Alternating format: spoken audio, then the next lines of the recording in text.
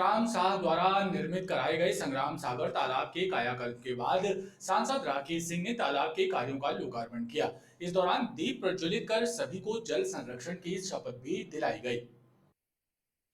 बाजना मठ स्थित संग्राम सागर तालाब के सौंदर्यीकरण के कार्यों का लोकार्पण सांसद राकेश सिंह द्वारा किया गया और इस मौके पर उन्होंने कहा कि लगभग 500 वर्ष पुराने इस प्राचीन तालाब की कायाकल्प का कार्य बेहतर ढंग से किया गया है और अब जल संरक्षण की दिशा में भी कार्य हो सकेगा। उन्होंने कहा कि हम भाग्यशाली हैं कि हम नर्मदा तट पर रहते हैं और हमें नर्मदा जल मिल रहा है, लेकिन जल संरक्षण के प्रति हम अपने दायित्वों को पूरा नहीं कर पा रहे हैं। इसके लिए सभी को सामूहिक प्रयास करने होंगे। इस अवसर पर सभी ने दीप प्रज्वलित करके जल संरक्षण का संकल्प लिया।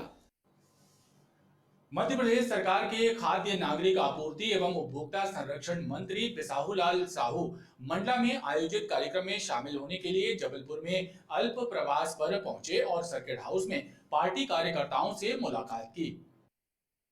इस दौरान मीडिया से चर्चा करते हुए उन्होंने बताया कि वो मंडला में लाडली लक्ष्मी कार्यक्रम में शामिल होने जा रहे हैं। वहीं उन्होंने पूर्व मुख्यमंत्री दिग्विजय सिंह पर निशाना साधते हुए कहा कि कमलनाथ की सरकार मात्र दिग्विजय सिंह के चक्कर में गई है। दिग्विजय सिंह जब तक कांग्रेस में रहेंगे तब तक कांग्रेस का बंटाधार होता रहेगा।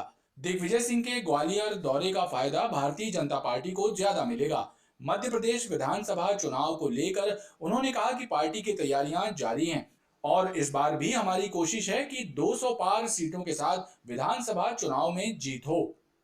पूरी मध्य प्रदेश में शिवराज सिंह के नेतृत्व में पूरा कंट्रोल है और कोई कहीं पे डैमेज नहीं है और यहाँ पे भारतीय जनता पार्टी की सरकार बनेगी। देखिए, कांग्रेस का कहना अलग बात है, कुछ भी वो कहती रहती है, उनके कहने से कोई फर्क नहीं पड़ता है। पूरे देश में अब भविष्य में भारतीय जनता पार्टी की ही सरकार बने। कांग्रेस नेता अरुण यादव ने कहा कि किसानों की आय दोगुनी करने का दावा झूठा है। मुख्यमंत्री शिवराज सिंह को उस रिपोर्ट को उजागर करना चाहिए जिसके मुताबिक किसान की आय बढ़ गई है। मध्य प्रदेश के पूर्व कैबिनेट मंत्री एवं कांग्रेस के पूर्व प्रदेश अध्यक्ष अरुण यादव ने पत्रकारों से चर्चा करते हुए कहा कि मध्य प्रदेश में किसानों की आय दोगुनी होने का भाजपाई दावा झूठा है। मुख्यमंत्री को बताना चाहिए कि किस सर्वे रिपोर्ट के आधार पर यह दावा किया गया है। स्पष्ट करें जनता के सामने, जिससे हमारे प्रदेश के देश के किसानों की आय दुगनी हो गई। क्या सिस्टम आपने लागू किया? अगर इसकी बढ़ा हो तो बताइए, गेहूं का भाव बढ़ा हो तो बताइए, कपास सोयाबीन का भाव बढ़ा हो तो बताइए।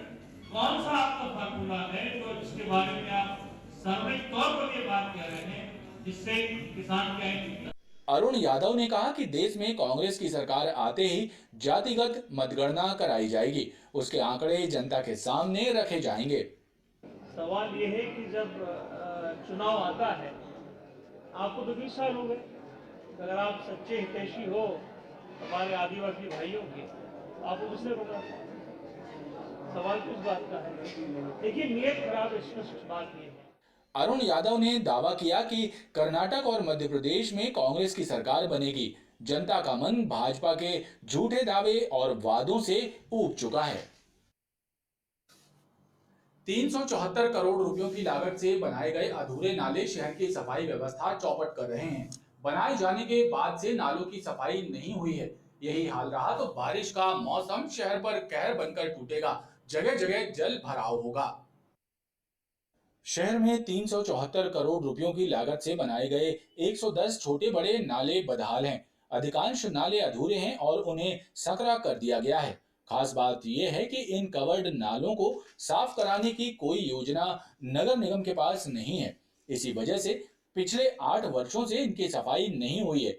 यही हाल रहा तो ये अधूरे नाले जल प्लावन का सबब बनेंगे। पूरे शहर को अधिकारियों की लापरवाही का खामियाजा भुगतना पड़ेगा।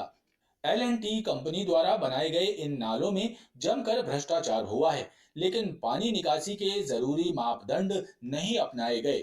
समय रहते इन नालों को साफ नहीं कराया गया तो आगे मुसीबतें बढ़ना तय है। तैयबली चौक के पास पीली कोठी कंपाउंड में बिना नक्शा पास कराए बनाए जा रहे चर्च को नगर निगम ने तोड़ दिया। करीब 8000 वर्ग फीट जमीन पर स्ट्रक्चर खड़ा किया जा रहा था, जिसे जमींदोज कर दिया गया। तैयबली चौक के पास पीली कोठी कंपाउंड में बिना अनुमति लिए बनाए जा रहे चर्च का काम नगर निगम ने रुकवा दिया, बल्कि खड़े किए जा रहे स्ट्रक्चर को जेसीबी मशीनों के जरिए जमींदोज करा दिया गया। करीब 8000 वर्ग फीट जमीन पर अवैध निर्माण करवाया जा रहा था। पीली कोठी पे जो क्रिश्चियंस ने एक चर्च का निर्माण किया था, ये नगर निगम की स्वीकृति के बिना किया था। इनको नोटिस पहले दिए गए थे, उन्होंने वो नहीं हटाया, काम जरूर रोक दिया था, तो उसके सारे कॉलम्स और बीम्स सब तोड़ दिए गए हैं और वो उसको हटा दिया गया है। कार्रवाई के चलते क्षेत्र में हड़कंप मचा रहा। तेज हवाओं और बारिश के कारण शहर की विद्युत आपूर्ति भी बाधित रही। बिजली की आंख मिचौली का खेल काफी देर तक चलता रहा और तकरीबन सारे शहर की बिजली गुल रही, जिसके कारण उपभोक्ता परेशान रहे। वहीं तेज हवाओं की वजह से कुछ स्थानों में पेड़ गिरने की भी खबरें सामने आई हैं। तेज हवा और बारिश की वजह से बिजली की आंख मिचौली का खेल भी चलता रहा और लगभग सारे शहर की विद्युत आपूर्ति बाधित रही, जिससे लोगों को काफी परेशानी का सामना करना पड़ा। इस दौरान कुछ एक स्थानों पर पेड़ गिरने की भी सूचनाएं सामने आई हैं। वहीं बिजली विभाग का अमला भी शिकायतों के निराकरण में जुटा रहा। पैरामेडिकल छात्रवृत्ति वसूली के मामले में हाई कोर्ट में हुई सुनवाई के दौरान राज्य सरकार ने स्टेटस टेकन रिपोर्ट पेश की, जिसमें बताया गया कि 11 कॉलेजों से 90 लाख रुपए वसूल किए जा चुके हैं और इंदौर जिले के 7 कॉलेजों के बैंक खातों को फ्रीज कराया गया है और जबलपुर में 8 कॉलेजों को सील किया गया है। पैरामेडिकल छात्र घोटाले के मामले में बुधवार को हुई सुनवाई के दौरान राज्य सरकार ने एक दिन में की गई कार्रवाई का ब्यौरा पेश किया। शासन ने कोर्ट को बताया कि 11 कॉलेजों से 90 लाख रुपए वसूल किए गए हैं और शेष 14 करोड़ की राशि वसूलने के लिए कोर्ट से 10 दिनों का समय मांगा गया है। साथ ही शेष रिकवरी करने का आश्वासन कोर्ट को दिया है। इस आधार पर कोर्ट ने अगली सुनवाई 10 मई के लिए नियत की है और सरकार को साफ शब्दों में कहा है कि पूरी वसूली न होने पर अगली सुनवाई में कोई भी रियायत नहीं बरती जाएगी। आज सुनवाई हुई थी। सरकार ने इसमें कुछ दस्तावेज पेश किए हैं और कोर्ट को बताया है कि कल एक दिन के अंदर सरकार ने 11 कॉलेजों से 90 लाख रुपए वसूल किए हैं। इसके अलावा 8 कॉलेजों को सील कर दिया है, उनके परिसर को सील कर दिया है। इसके अलावा उन्होंने 7 कॉलेजों के इंदौर में बैंक अकाउंट फ्रीज कर दिए हैं और सरकार ने ये सभी कार्रवाइयों का ब्यौरा पेश कर कोर्ट से 10 दिन का समय मांगा। पूरे 14 करोड़ की बची हुई रिकवरी करने के लिए कोर्ट ने सभी तथ्यों को रिकॉर्ड पे लिया और सरकार को अंतिम मोहलत 10 दिन की दी है और साथ ही ये भी कहा है कि अगली सुनवाई में अब किसी भी प्रकार की रियायत नहीं बरती जाएगी, इसलिए सरकार को 10 दिन के अंदर सारी वसूली सुनिश्चित करनी होगी। जिले में बुधवार को जारी रिपोर्ट के अनुसार कोरोना से एक मरीज की मौत होने की पुष्टि हुई है। स्वास्थ्य विभाग ने जानकारी दी है कि 7 नए मरीजों में कोरोना संक्रमण पाया गया है और 3 लोगों को संक्रमण मुक्त होने पर डिस्चार्ज कर दिया गया है। कुल मौतों की यदि बात की जाए तो अभी तक कोरोना से कुल मौतों का आंकड़ा 821 पर पहुंच गया है और जिले में एक्टिव केसों की संख्या 41 बची है। जिला प्रशासन लोगों से एहतियात बरतने की अपील कर रहा है। और अब एक नजर मौसम पर। तेज हवाओं के साथ हुई बारिश की बौछारों ने शहर के मौसम की फिजा बदल दी और उमस भरी गर्मी से बेहाल लोगों को ठंडी हवाओं ने थोड़ी राहत प्रदान की। मौसम विभाग के अनुसार लो प्रेशर एरिया की वजह से मौसम में बदलाव देखा गया और तापमान में भी गिरावट आई है। अधिकतम तापमान 36.5 डिग्री और न्यूनतम तापमान 19.8 डिग्री सेल्सियस दर्ज किया गया।